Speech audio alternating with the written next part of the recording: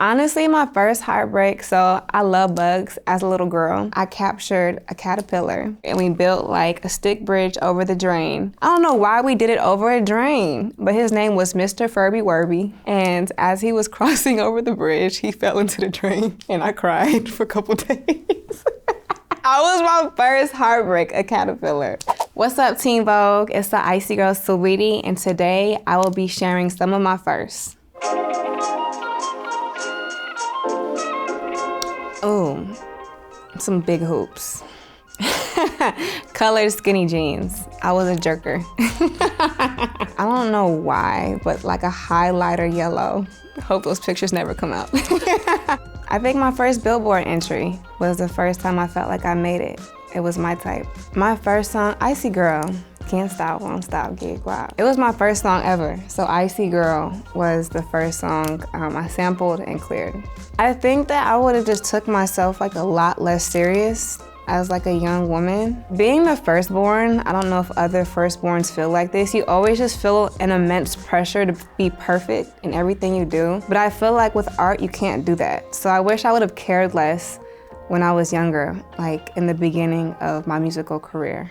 I wish I would have just made more mistakes as a younger woman. The first trait I look for in a best friend is someone that doesn't gossip. I don't like people that talk about other people, because if you talking about them, you're gonna talk about me too. Lip gloss. The first makeup product I was ever obsessed with was definitely lip gloss. I love me some beauty supply store $1 lip gloss. Girl, I don't even wanna get negative. The rumors, you know? I'm vibing too high, I don't even hear them. I mean, it just depends on what type of girl you are. I feel like every song has like a vibe that any woman can connect to. But I think like to get the party started, I think boss chick. What I love about being single is there's a lot of things that I like. I like not worrying about somebody, you know? I hate when like, you don't get the text back or the call, and you just like, what are you doing? I love the stress-free lifestyle of being single. My first braiding experience was with the big bobblehead Bratz doll. I'm not sure if it's a bobblehead, but anyways. I would just like always braid her hair in different patterns. Honestly, my degree I think the experiences in college came in handy, and my degree is a representation of that. But, you know, I do have one of those careers where you don't necessarily need a degree. However, I am really grateful for what I learned at San Diego State and USC. One thing that I think a lot of artists should know about their business is you are only as strong as your team. And I think that a lot of people don't understand the importance of that, but as an artist, you can't do everything yourself. So you always have to make sure there's strong, loyal, smart, loving team players around you, because it affects like your ecosystem. My first crazy food pairing, honestly, I get my cravings from my pawpaw and my dad. My concoctions, they're not crazy to me, but the world will think different. So there was a summer where all of me and my cousins stayed at my grandma's house, and I got hella cousins. So the only thing we'd eat is just like top ramen and hot dogs. So when you're constantly eating the same thing over and over again, you know, you gotta spice it up. But I love a beef hot dog with the bun, put a slice of cheese, put some barbecue sauce and some mayonnaise on it. Hella good with a Capri Sun. My first extravagant manicure was actually by myself, done by myself. I've always been a nail girl, so I used to do my own nails. I would always do hot pink and turquoise, and I would do like cheetah print designs with like silver glitter, gold glitter, and my nails was always done. My homegirl Jasmine did it. I went to school with her. Shout out to her. She has a salon now. I'm proud of her. San Diego State, I went there my freshman and sophomore year, and then I transferred to USC. And when I got to LA, I was like, dang, why everybody got long hair? So once I figured out that people was adding in bundles, I'm like, well, I'm gonna get some bundles too. So I think I was a sophomore. So when I used to get my sew-ins, I would keep my hair in for like 3 months. You know, you gotta make it stretch as a college girl. I think the first rule to being a bad bitch is believing you're a bad bitch, you know? And by that, I mean like self-love, because we do not like a pretentious bad bitch, you know? You can fake that shit on Instagram, but you can't fake it in real life. So love yourself, and that's the ultimate trick and, you know, secret to being the ultimate bad bitch. Ooh, I don't know. I feel like I know that's right. I feel like I grew up saying I know that's right. I think I know that's right became my thing when my fans made a compilation of me saying I know that's right on like several occasions. And then after that, it kind of just stuck.